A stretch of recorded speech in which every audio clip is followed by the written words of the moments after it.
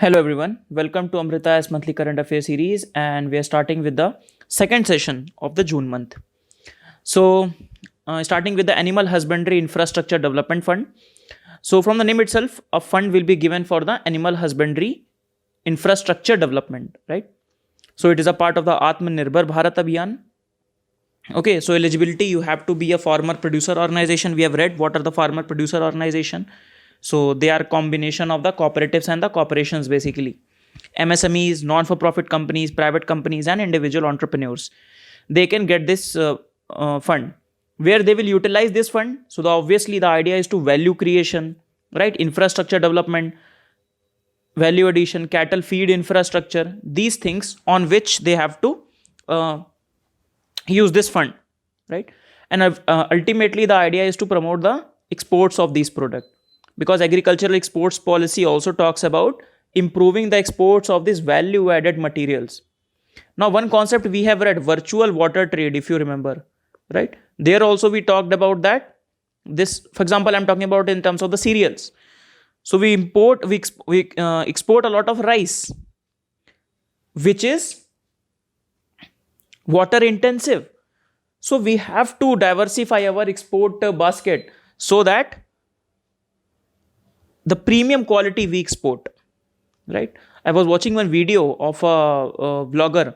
So he said that why Switzerland is a very rich country, because they export the item which are very premium.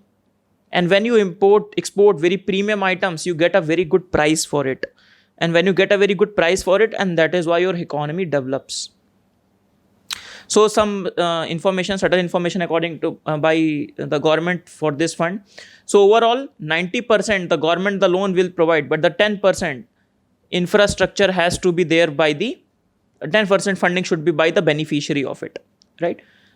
And loan will be provided through the scheduled banks obviously. Then the government provides 3% interest subvention. For example, there is a loan percentage of 8%. This much percentage you'll get the loan. So the government said, no, we will reduce this 3%. You have to give only 5%. That is interest subvention. Some sort of more relief in the principal amount will be there, but not important. A credit guarantee fund will be there so that the scheduled banks should not be these the scheduled banks should not be hesitant to fund these people, these entrepreneurs or these individuals.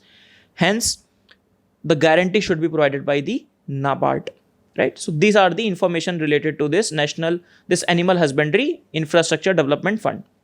Let us see the next one, that is AgriDex.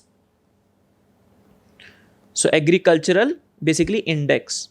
So it is be developed by the National Commodity and Derivative Exchange. So basically this is a kind of a trading that happens in the products, agricultural products. So this is the country's first agricultural future index. Okay. So it is a first return based agricultural future index which will track the performance of 10 commodities, both of Rabi and Kharif and Rabi crops. Not all the commodities. So castor seed, chana, coriander, guar, jeera, just see the list once, right? Don't have to cram this list. So, NCDEX commenced the trading in the India's first agricultural future index, and it has partnered with National Stock Exchange to provide this data and all. Questions, if the question on these lines will be asked, the question will be very, very easy, very fundamental, because UPSC does not delve a lot into these technical topics, right? So what about this National Commodity and Derivative Exchange? So it is country's leading agricultural commodity exchange, which offers services across the value chains of the agricultural commodities. Okay, so commodity exchange. You must have seen if you have seen any CNBC or any channel. So they trade on jeera, coriander. So the trading on all these things also go on. So it brings the buyer and the seller together through this electronic trading platform. And sometimes people invest in these purposes. So for example, they have bought some commodity, just like you buy gold, digital gold. Similarly, these commodities, even if you don't want to procure it, but you have bought it at some price, you will sell it at some price, right? So you don't have to do anything. Just like share market, you are doing the same thing here in this commodity exchange as well. The same thing happens for all the commodities as well. Okay, That is there. Then the Moody's rating. So Moody basically current has brought down India's rating from Baa3 to Baa2. So it is the first time in 17 years it has reduced India's ranking. 2 years back in 2017, Moody has increased India's ranking, and that was a lot of noise was made, right? So India is just one notch above the non-investment grade or the junk grade. So for example, now you see, what about this? So first time in 1998, first time not in 17 years, 22 years, they have downgraded the ranks. So they have upgraded India over the years. I was talking about the 2017. 2017, they have upgraded from Baa3 to Baa2. Now again, we came back to the Baa3. So basically there are three major this rating companies: Moody, S&P, and Fitch, right? So this Baa3, after this Baa3 by Moody, non-investment grade speculative. After this, just junk bond start. Means if you are going into this, the issuer has to give more interest rate. And these are the very prime lending rate. That means prime matlab very safe. Where it is very safe, that means you will get less interest rate. Why? Because they are very safe. That is the whole idea behind the sovereign rating. Now we have discussed that in the context of the borrowing by the government. Remember that why the borrowing may not be a very good idea currently, or whatever we have borrowed, we have to monetize a bit of our deficit. That will create non-debt receipt for the government, non-debt borrowings for the government, right? We have discussed the three ways through which government can finance this deficit: taxation, borrowing, and monetization of the deficit.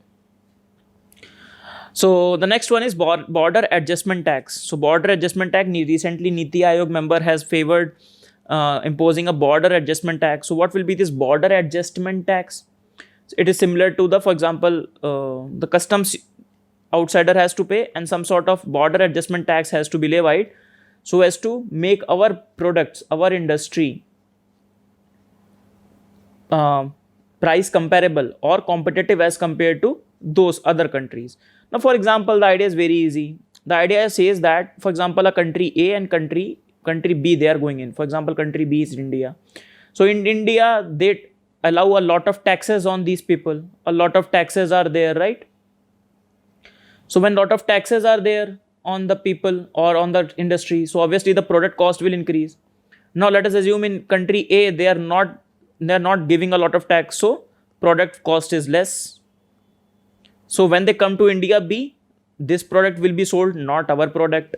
So to protect against these things, so this kind of a border adjustment tax is proposed by the Niti member. But again, you will see the problems here. This is again a kind of a insular trade policies.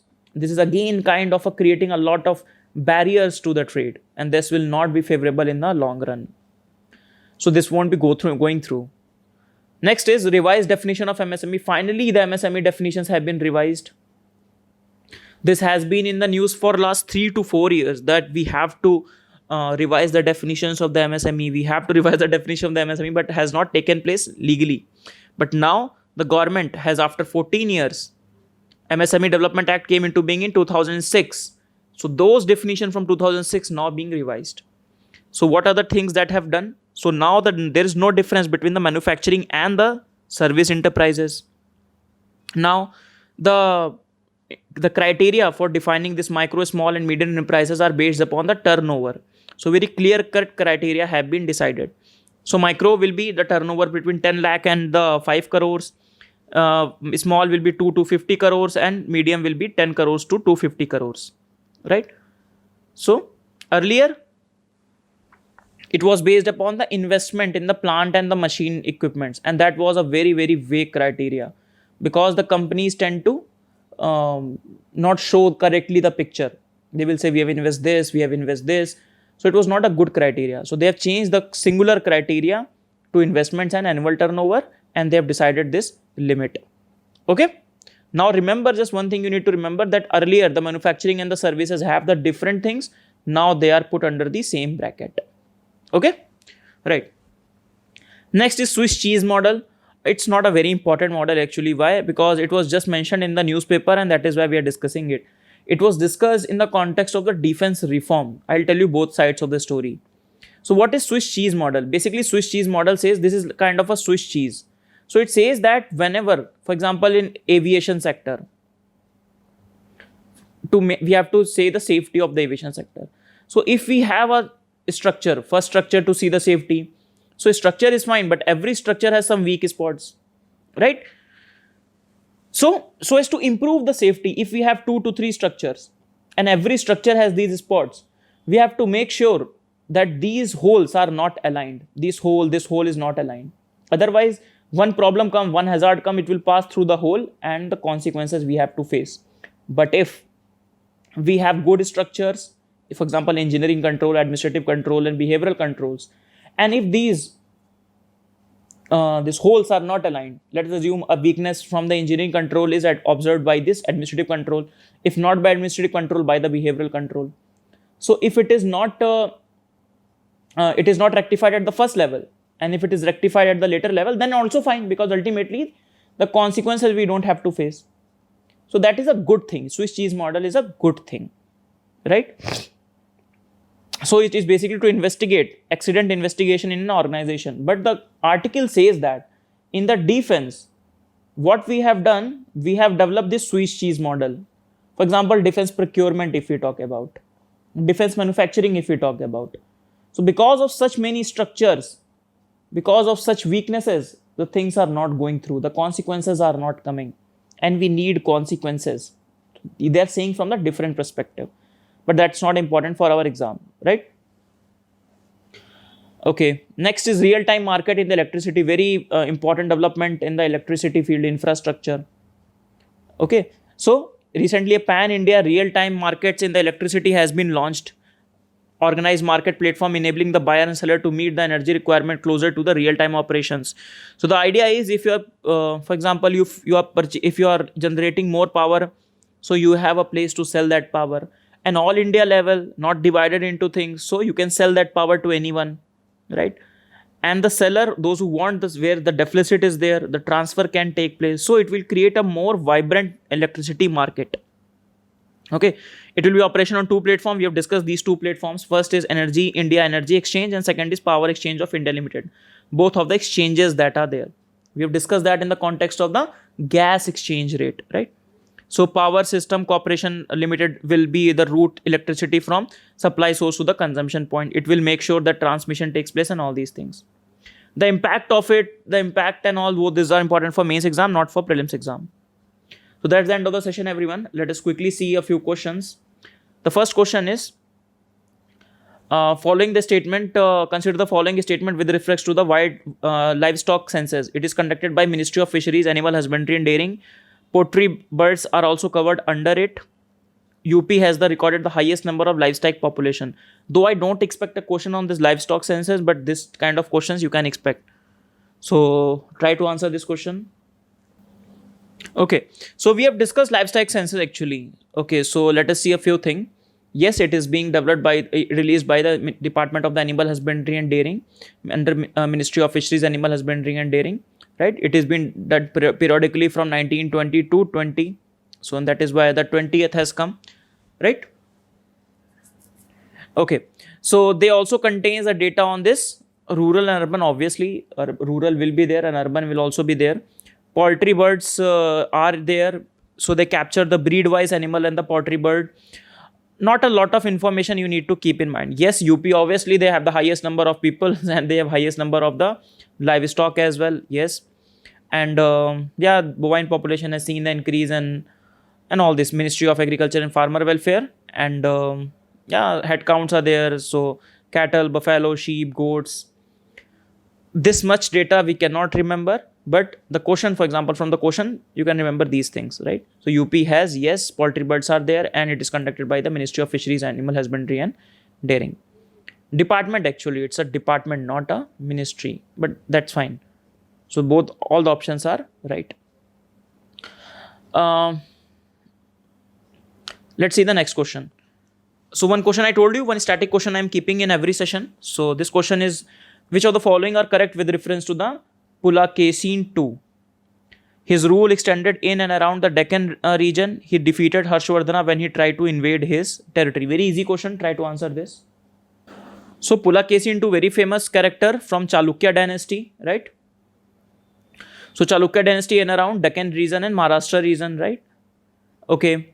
So Pulakesi into, you have to remember the dates from 610 to 642. So ruled around 32 years. Then he was the son of the Kirtivarman, who was the very famous. He was very famous ruler of the Chalukya dynasty. Authority in Maharashtra and large area of the Deccan. In fact, he was the one who expanded in these areas. He has a fight, very famous fight with the Harshvardhana, who was in the north.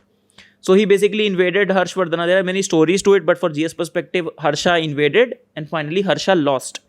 He does not, he won. And that is also being depicted in the A-hole inscription. So A-hole inscription is also very, very important. And finally, he was defeated by the Narsimhavarman in 642 AD, and he was killed also by Narsimhavarman, who was a Pallava ruler. Okay? So the answer is both 1 and 2 are correct. His rule extended in and around Deccan region, and he defeated Harshvardhana when he tried to invade his territory. Okay? Let us see the next question. Consider the following statement with reference to the Gandhian plan. So some basic economy question.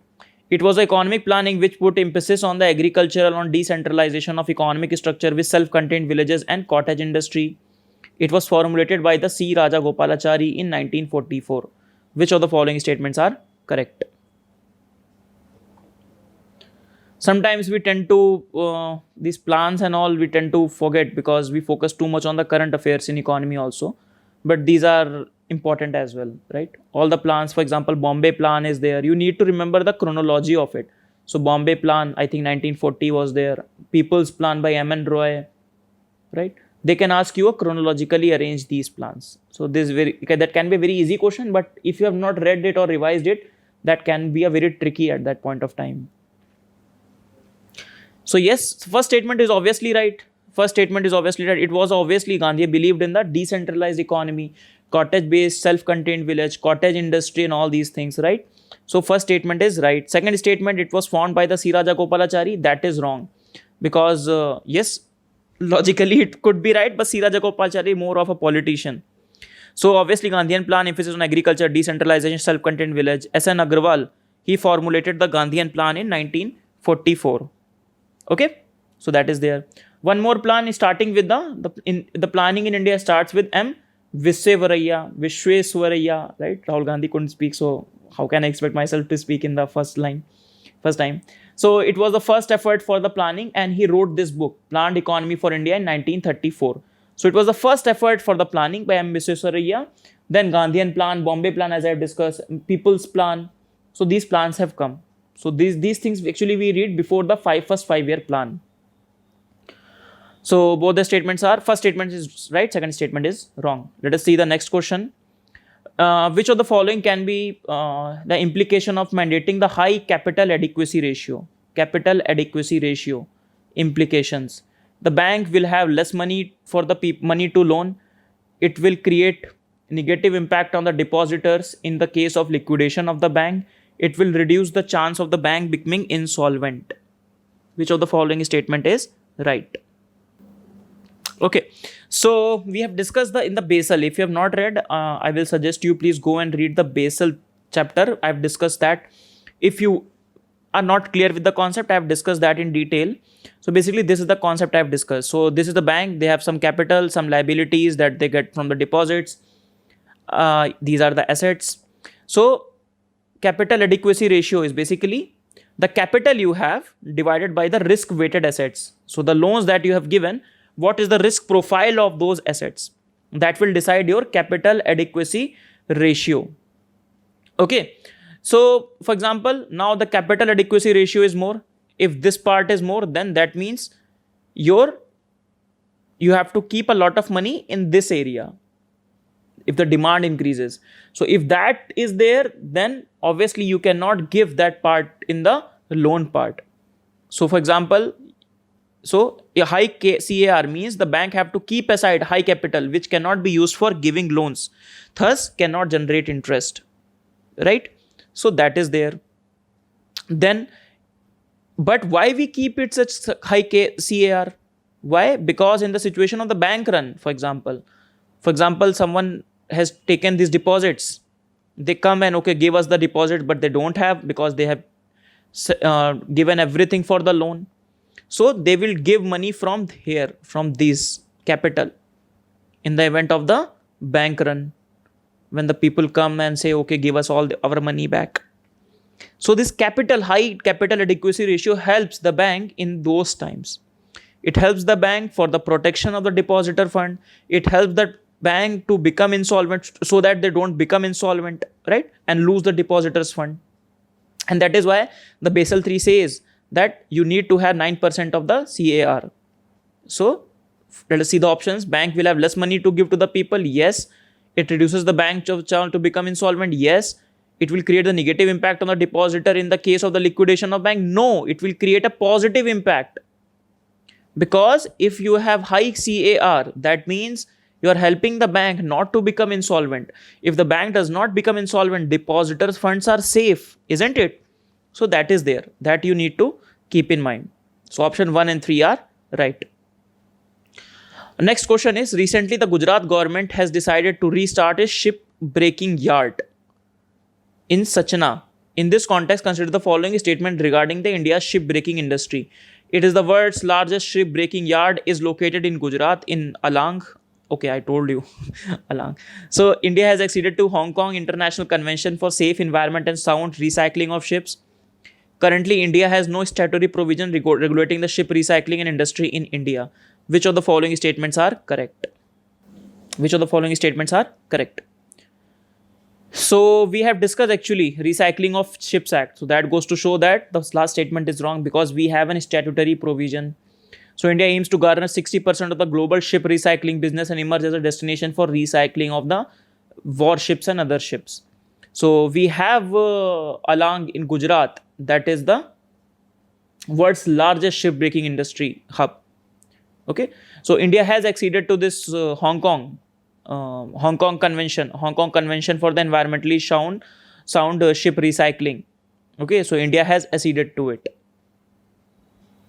Okay, and Gujarat Alang, so Act has ratified. When we have signed this 2019 Act, we have ratified this Hong Kong Convention that will facilitate a environmental friendly processing of these recycling facilities. And yes, in Alang we have the world's biggest shipyard. Okay, so that's the option number 1 and 2, and third option is wrong because we have an statutory provision with which we basically followed the protocol that has been set by this convention. The convention said that you need to have a act for it, you need to have a legislation for it, and then we have a legislation. So the third option is wrong, 1 and 2 is right. So that's the end of the session, everyone. Let us quickly revise what we have discussed today. We started discussion on the Animal Husbandry Infrastructure Development Fund, right?